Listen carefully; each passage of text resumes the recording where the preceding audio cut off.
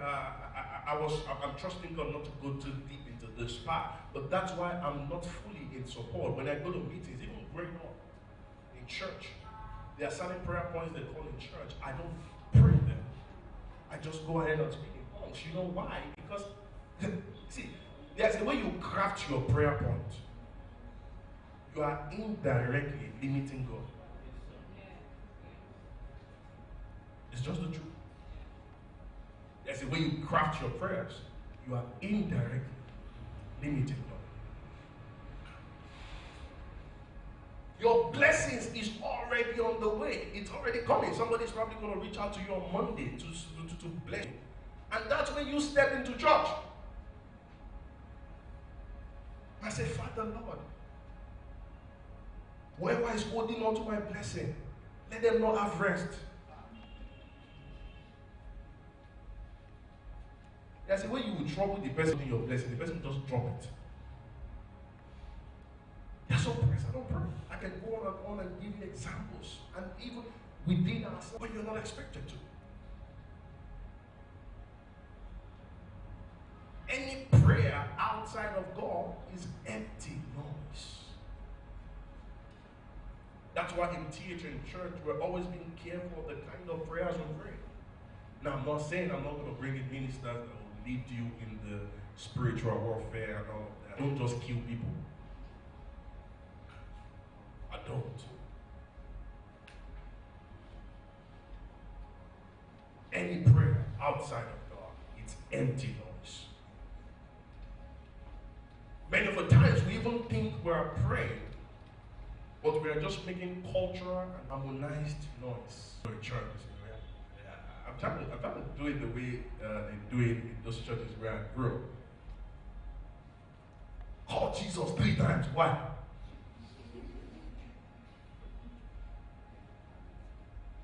My glory, tell something for me. Help me with this. Do this for me. Do this, that for me. Every time I say that prayer, the next thing I hear my spirit, we are loaded with so much glory. Cultural harmonized ones. That we live in a system whereby we have the biggest crowd. Tell somebody that one major prophet is coming to Ibadan and you know this, therefore you already have them. You already have them. And that leads me to tell you 7 things for somebody taking notes. 7 things that prayer does for you. 7 things that prayer does for you.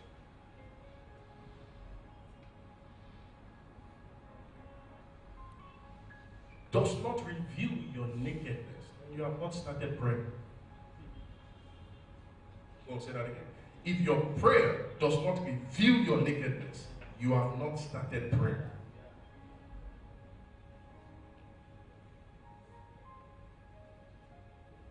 This is one aspect of our Christian life that many people don't like to hear. You don't want your nakedness to be revealed either to a man or to God. If it's to man, it's understanding. Now to God who created you, you are hiding your nakedness from God and you say you are praying. You have not.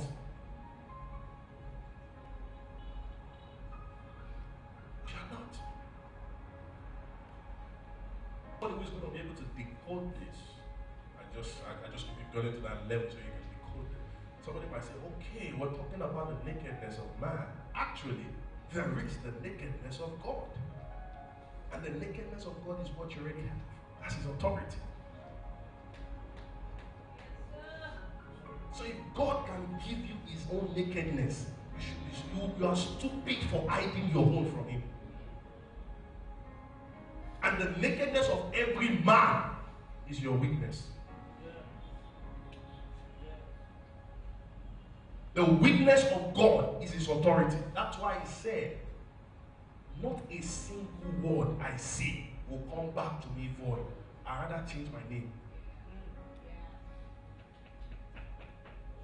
So if God gives you his nakedness free of charge, and you are deciding to hide your own, even in the place of prayer, in the place of your relationship with God, that's stupidity. It means you are literally blood. And And can I be honest with you? If there's anybody here that you've had business dealings with people, and you can tell for a fact that this person is about to cheat you, you know, you don't just talk. You don't want fight, you just walk. Somebody sent me a text and said, oh, Pastor, the price of this thing is this amount. And then I already found out the price from somewhere else. I did not even read the chart. I just left it. That's the way God deals with some of us. You hide your nakedness from the one that can clothe you. And you say you are praying. Number 2, your prayers must humble you. I'll say that again. Your prayers must humble you. So you are not yet humble in the place of prayer. You are not praying. Humility in this sense is total submission. Total submission. Father, I can't do this thing except you step in.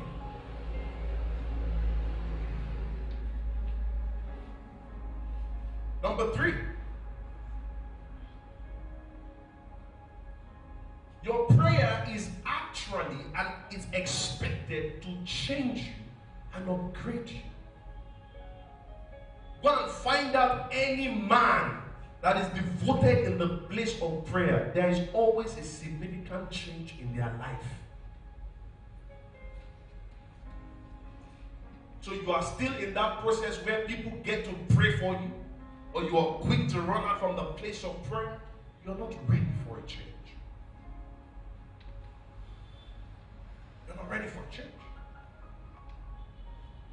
Now, this is the part where I love as well. Your prayers in the place of prayer, it's expected to expose you to the truth.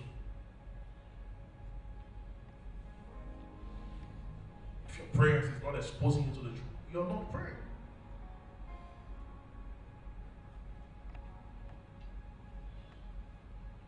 Now, your prayers is expected to also honor you.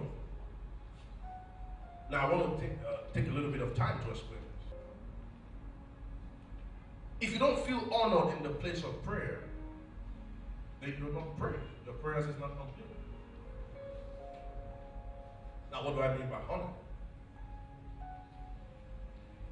If you're talking to someone and you're speaking the same language, and the person talks rudely back to you, or the person rubbish you in the communication line, would you want to ever communicate with that person again? Let's talk. Will you want to communicate? Somebody that insults you after you said your mind, will you want to talk to that person again? No. So that's why I say your prayer is meant to honor you. So that means after you've spoken to God, there are things God will say to you, you will feel honored.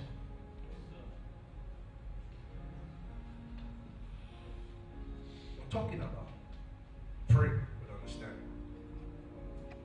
Now the last part is the part that many of us run from. You know why we run away from it? Because we think that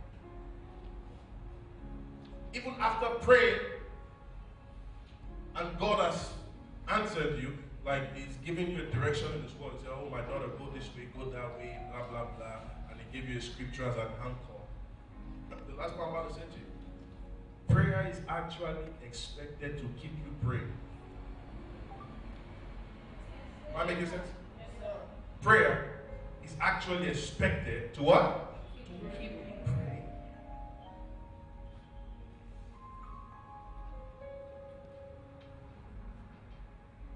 Who is here that you've actually requested money from somebody before? The person might not be a friend, maybe just somebody on your contact list. I want someone to be honest here. You requested money from the person and you are shocked that the person gave you the money. What has that happened to before?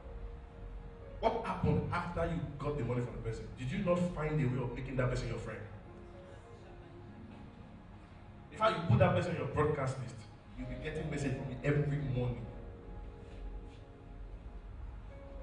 That's what it means that prayer is to keep you praying.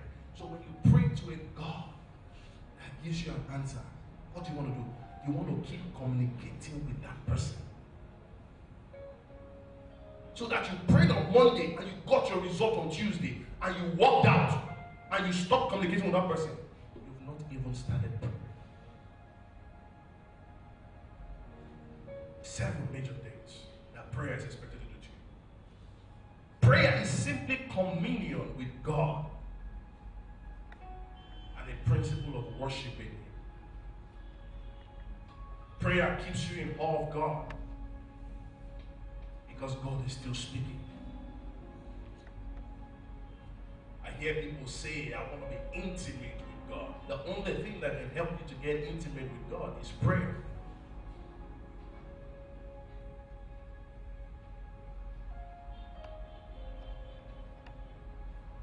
Intimacy with God, if I will explain it to you in a very, very simple form, is you and God in one. In other words, whatever you say is what God is saying. Are you with me this morning? Just like worship draws you, in fact, worship is also another aspect of prayer. So I'm going to say to you this morning, prayer draws you closer to God. So if you feel distant from God, check your prayer life. If you are the type that God only talks to on Sunday, then your prayer life is weak. I'm going to say this as well. Prayer brings God into your space. That's what the scripture says. He is the God that rules in the affairs of men. So if God is not in your business, then you can't make progress. That's why people are fighting unknown battles. That's why people are stuck. That's why you need a prophet to see for you. As a matter of fact, for someone like me, I don't respond to people that say, Pastor, help me pray about this thing. I want to know if this is the man for me, if this is the woman for me, if I should do this business or not do this. I don't pray for people like that. Because if God is in your space, you should know what to do. It's just the truth. If God is in your space, you know what to do. No good father that you communicate with on a daily basis will watch you get into a trap. No good father will see you walk into a trap. Not, you see, this goes beyond I'm testing your faith. No. No. Even when he was testing the faith of Job, he gave the devil a specific instruction. You can touch any other thing, not this man's life. And I'll tell you why the Lord said don't touch his life. Because all those other things he lost, if Job was still alive, he would get them back double. The child that he lost, if you impregnate another woman, what happens? That child comes out. No good father. So when you are confused in relationship state, when you're confused in marital state, when you're confused in the line of business, and you're like, Pastor, I don't know what to do. I don't know which of that. When I see such a kind of person, I know such a person is not fervent in the place of prayer. And when I say prayer, I don't literally mean you lock yourself in the room and you're praying for 6 hours. Let me tell you something. I'm not trying to talk down on ministers that do 6. Do you know what I'm trying to say? If you come out of that 12 hours and you're still looking for another 12 hours to go, there's a problem. So when I see the same, that's my issue with people that go to the same prayer meeting over and over and over and over again. There's a problem. It's either the pastor or you. It's just the truth. It's either the pastor or you. So let's check it. Let's check it. If I use this example, somebody say, Pastor, are you so sure? I'm pretty sure. It comes down to those who don't go for pregnant women or trusting babe, I don't know whatever name they call it. All those kind of prayer meetings, you're trusting God for the fruit of the womb, and you've been going for the past 5 years. That's a problem. I'm telling you, if the Bible says there will be no barren again in the land, that's a problem. Because your first day in that prayer meeting, and you prayed heaven and earth, Father, give me a child. You rolled your belly on the floor. You called your husband's full name. You called every name that you know you hear. Your father must have spoken to you. Many of the times, it's either he tells you wait, or many of the times he will tell you what to do. I had a story of a lady that went for a prayer meeting about something like this, and while she was praying, the Spirit of the Lord told her, just go and adopt. So it would be stupid of that kind of person to keep going for that same prayer meeting. How many of you, how do you feel if somebody comes to you to be having the same discussion with you over and over and over again? Please, let's be honest, as human beings, how do you feel? Get tired. Because you set your mind on Monday, it comes on Tuesday. You set your mind, it comes on Wednesday. If I be honest with you, if I'm God, I will block the person's number. It's the truth.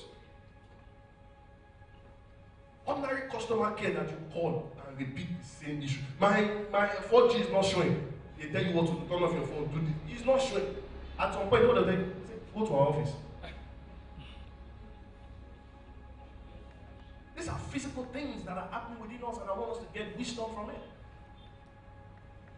I want you to get wisdom from it.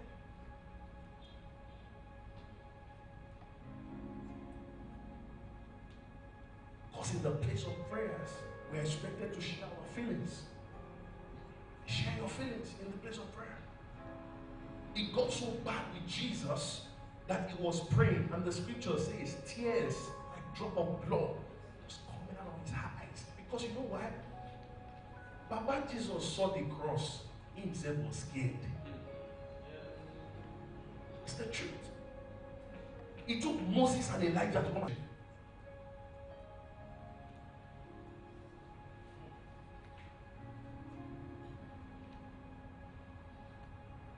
Was he not prepared to come and do what he had to do? He was. Even the scripture says he had to pray. He said, Father, I wish this cup can what? Can pass over me. This is God. He said, I wish this thing can pass over me. What I'm seeing here.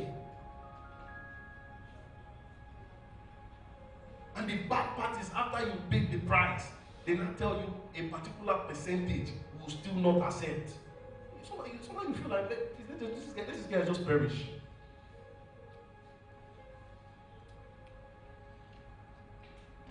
Have you prayed to the point that you literally express yourself? You know the challenge we have in the Christian faith? People feel comfortable expressing their feelings on social media. People feel comfortable expressing their feelings to their friend. No friend can stick to you like God. No friend. Friends are limited. Friends are limited. I was going through my financial crisis. My own literal family said to me, you are back to square one. Come back home and come and let's start. Let's replan your life for you. This is family that I've supported. This is family that I will go out of my way to get things happen to them. But they saw it and said, Baba, you are a huge disappointment.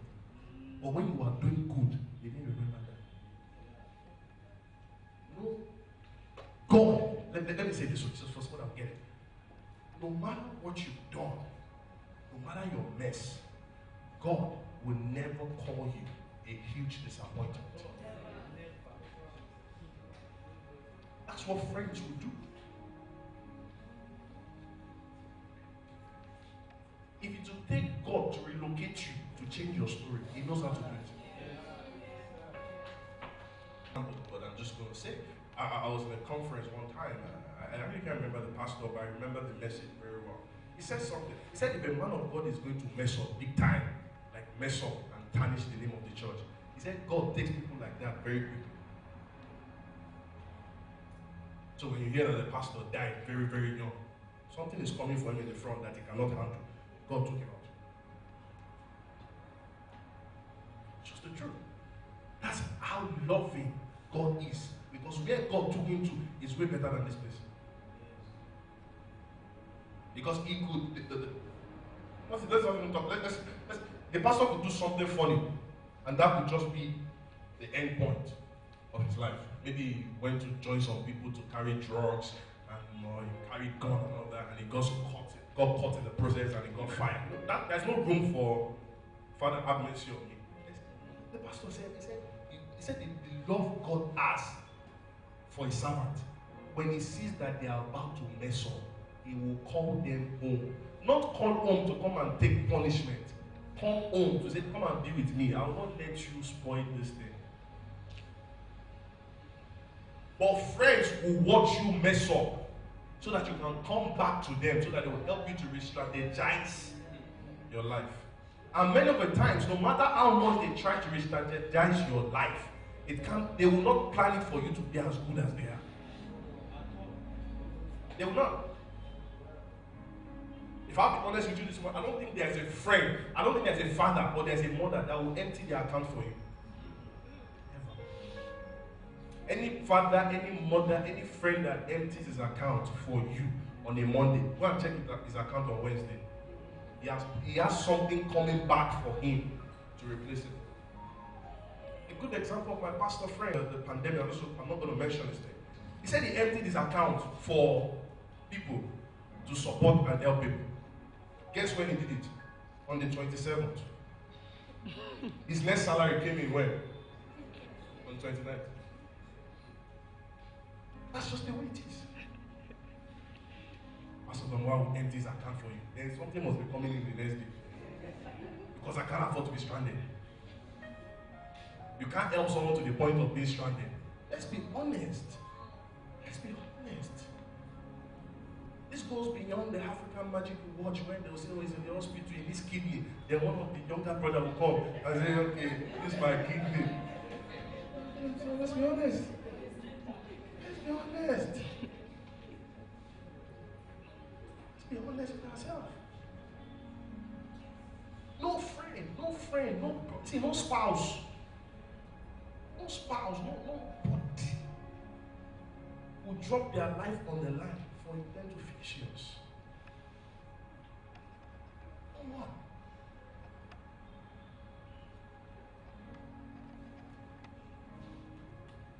Share your feelings in the place of prayer. Share your thoughts. Share your deepest concern.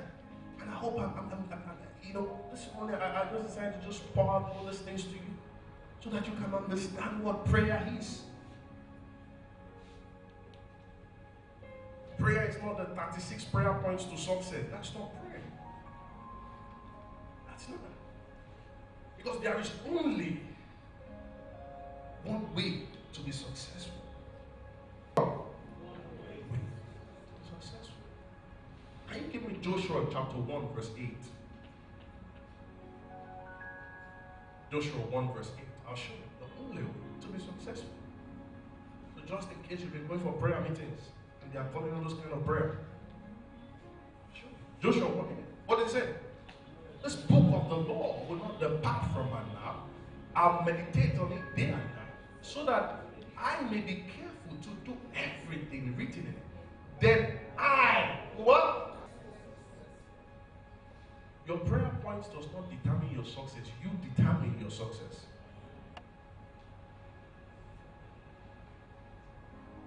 If you're poor, if you're lacking, it's you.